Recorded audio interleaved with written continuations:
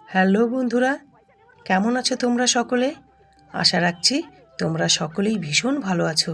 আমার নতুন আরেকটি ব্লগে তোমাদের প্রত্যেককে অনেক অনেক স্বাগত। আজ বুধবার আর এখন সন্ধে 7টা বাজে। আমি আমার বন্ধুদের সাথে পৌঁছে গেছি বইমেলাতে। তোর কি খবর?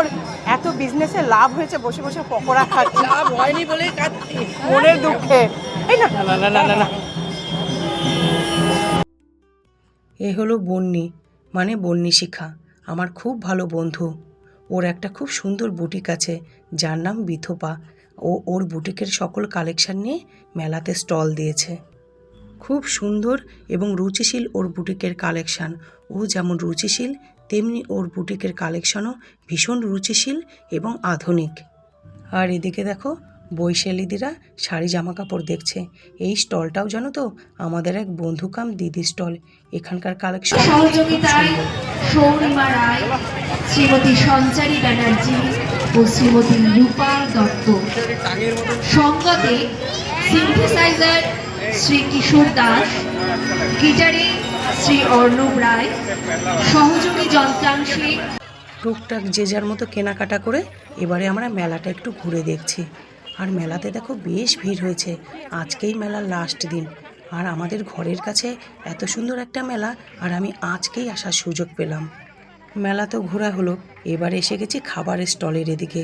বেশ কয়েকটা খাবারের স্টল দিয়েছিল জানো তো। দামটা একটু বেশি, কিন্তু খাবারের কোয়ালিটি ভালো ছিল।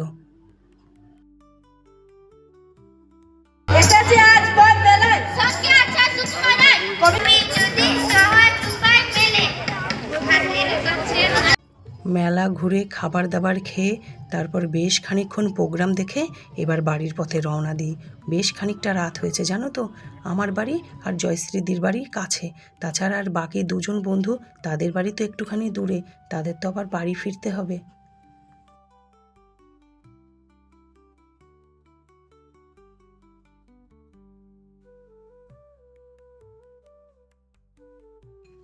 এখন বৃহস্পতিবার সকাল 7টা বাজে। আর আমার সকল বন্ধুদের জানাই মিষ্টি সকালের মিষ্টি সুপ্রভাত। আমরা যথারীতি ঘুম থেকে 6:30টার সময় উঠে গেছি। উঠে আমি আমার কাজ করছি, আর আমার বর রোজ যেটা করে ঠাকুর প্রণাম করেই কাকেদেরকে খেতে দেয়, ও সেই কাজটাই করছে। এখন সকাল 8:30 বাজে। বর স্নান খাওয়া দাওয়া করে অফিসের পথে রওনা দিল। আর আজকে সকালে টিফিনে করেছিলাম সুজি, পরোটা আর বেগুন ভাজা, সঙ্গে চা।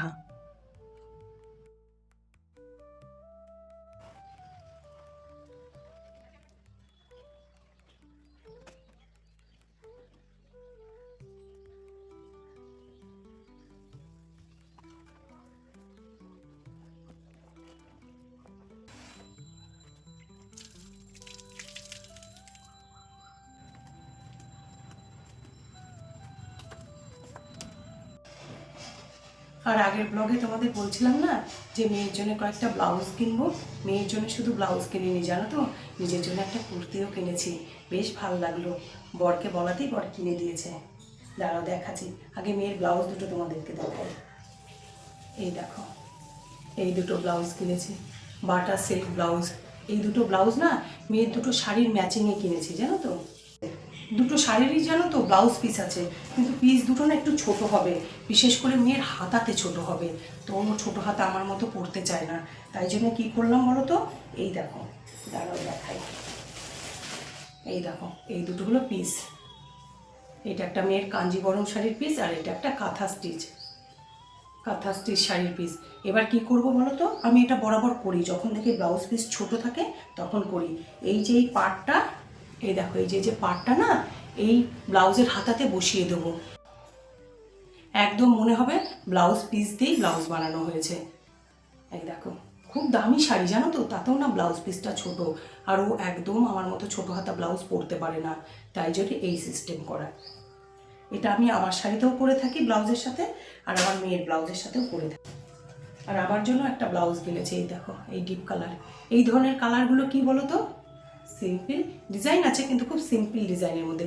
এই ধরনের ব্লাউজগুলো কি বলো তো, এই কালারগুলো সব শাড়ির সাথে পরা যায়, তাই জন্য একটা কিনে রাখলাম। দাঁড়াও ভালো করে দেখাই।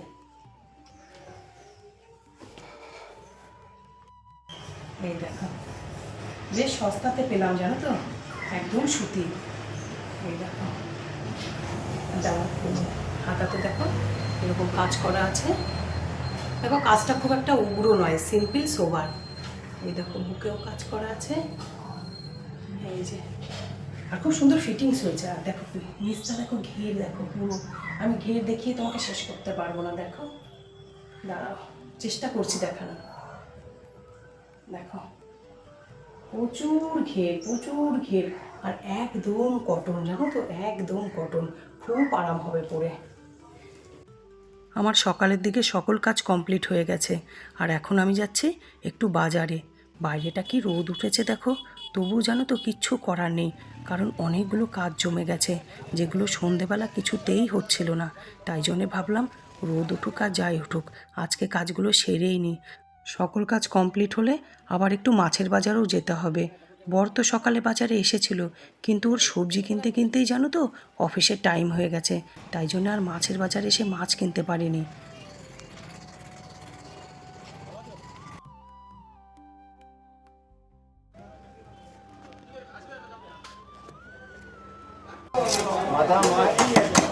ভালো হবে তো মাছটা? মাছটা নিয়ে যান আপনি,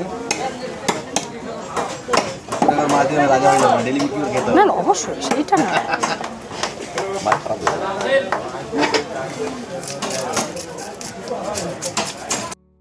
আমি যতবার বাজারে মাছ কিনতে আসি, বর কালাচাঁদ বলে একটা মাছ আলার কথা বলে দেয়, বলে ওর কাছ থেকে মাছটা নিও, মাছটা ভালো পাবে।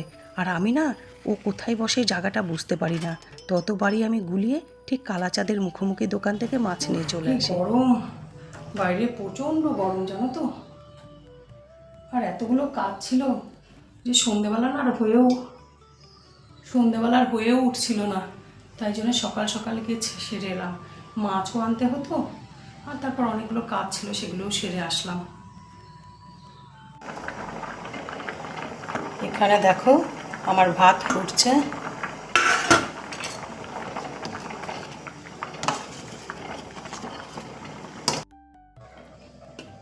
আর এখানে আমি কালো জিরে, শুকনো লঙ্কা আর রসুন ফোড়ন দিয়ে লাল শাক করেছি। বর সকালেই বাজার করে নিয়ে এলো লাল শাক, অর্ধেকটা রেখে দিয়েছি আর অর্ধেকটা রান্না করলাম, কারণ অতগুলো শাক তো একদিনে রান্না করলে থেকে যাবে। আর এখানে দেখো যে মাছটা আমি কিনে নিয়ে এলাম, রুই মাছ, সেই মাছের বেগুন আর ধনে পাতা দিয়ে গামাখা ঝোল করেছি, একদম দুবেলার জন্য করে নিয়েছি। আর এই রান্নাগুলো আমি তোমাদের সাথে শেয়ার করিনি, কেন বলো তো? তার কারণ আমি এই রান্নাটা তোমাদের সঙ্গে আজকে শেয়ার করব।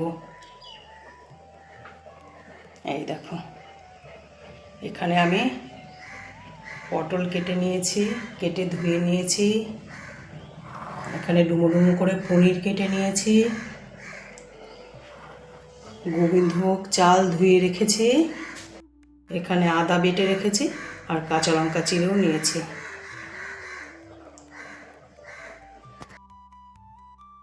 এবারে রান্নাটা শুরু করি। আর আজকে যে রান্নাটা করব সেই রান্নাটার নাম হলো পনির পটল পোলাও। প্রথমে কড়াইতে সর্ষের তেল দিয়ে নিয়েছি, আর সর্ষের তেল গরম হয়ে গেলে জানো তো সামান্য নুন দিয়ে নিয়েছিলাম, নইলে দেখো পনিরগুলো না কড়াইয়ের গায়ে লেগে যেত। যেহেতু নুন দেওয়া ছিল আগে থেকে, দেখো পনিরগুলো কি সুন্দর ছাড়া ছাড়া খোলা খোলা রয়েছে।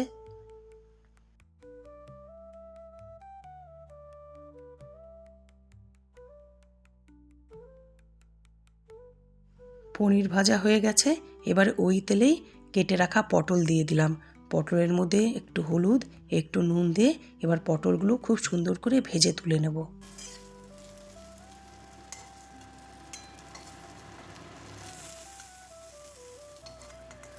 পনির আর পটল ভেজে তোলা হয়ে গেছে, এবারে কড়াইতে বেশ খানিকটা সর্ষের তেল দিয়ে তাতে বড় 1 চামচ ঘি দিলাম।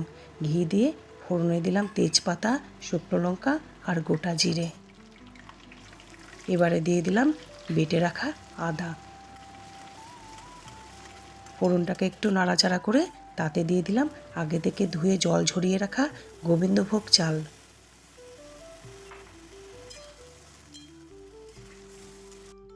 এবার দেখো ওই চালের মধ্যে একটু হলুদ আর পরিমাণ মতো লবণ দিলাম, যাতে আর লবণটা দিতে না হয়। এরপর এই চালটাকে ভালো করে সাঁতলে নেব। ভালো করে সাঁতলানো হয়ে গেছে। এবার তাতে দিয়ে দিলাম কাজু আর কিশমিশ। আর তারপর দিচ্ছি আগে থেকে রেডি করে রাখা মশলা। আর এই মশলাতে আছে অল্প পরিমাণে, একদম অল্প পরিমাণে কাশ্মীরি লঙ্কার গুঁড়ো, জিরের গুঁড়ো আর হলো হলুদের গুঁড়ো দিয়ে এবার ভালো করে সাঁতলে নেড়ে চেড়ে এই যে জল দিয়ে দেবো। আর এই রান্নাটা জানো তো মিষ্টি মিষ্টি হবে, একদম বেশি ঝাল হবে না। আর আমি এই রান্নাটা এই বাড়িতে এসেই শিখেছি। আমি যেমনভাবে আমার শাশুড়ি মায়ের কাছ থেকে এই রান্নাটা শিখেছি, আমি তেমনিভাবে এখনও এই রান্নাটা করি।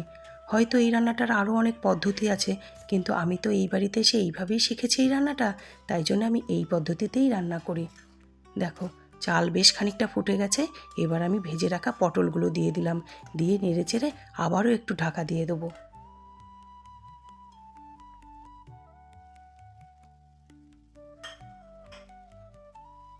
চাল আর পটল খুব সুন্দরভাবে সিদ্ধ হয়ে গেছে, আর জলটাও অনেকটা শুকিয়ে গেছে। এবার এতে দিলাম ভেজে রাখা পনির আর চেরা কাঁচা লঙ্কা দিয়ে আবারও একবার সুন্দর করে নেড়ে নেব। আর দেখো কতটা ঝরঝরে আর কতটা সুন্দর হয়েছে দেখতে। খেতেও জানো তো দুর্দান্ত ভালো হয়েছিল। সবশেষে বেশ খানিকটা মিষ্টি দেব, যেহেতু পোলাও তাই একটু মিষ্টি মিষ্টি করব। আর দিলাম গরম মশলা। এবারে ভালো করে নাড়িয়ে নেব, কারণ গরম মশলা আর চিনি ভালো করে পুরো পোলাওটার মধ্যে মিশতে হবে। একদম ঝরঝরে টেস্টি ইয়াম্মি পটল পনির পোলাও রেডি। আমার শ্বশুরবাড়িতে জানো তো প্রত্যেকে এই রান্নাটা ভীষণ ভালো খায়।